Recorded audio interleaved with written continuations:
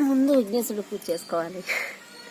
విఘ్నేశ్వరుడు పూజ అయిన తర్వాత రథం చేసి పెట్టుకొని, రథం ముందు ఏమంటారు చిలకడ దుంపలు చక్రాల్లా కట్ చేసి రథంకి చక్రాలు పెట్టి 7 చిక్కుడుకాయలతో రథం తయారు చేయాలి. రథంకి పూజ చేసుకోవాలి. ముందు విఘ్నేశ్వరుడు పూజ అయిపోయిన తర్వాత రథానికి పూజ చేసుకొని 7 చిక్కుడాకుల్లో ప్రసాదం పొంగని పెట్టుకొని అది అందరికి ఇచ్చుకోవాలి. ఇచ్చుకుంటే తాంబూలం కూడా ఇచ్చుకోవచ్చు.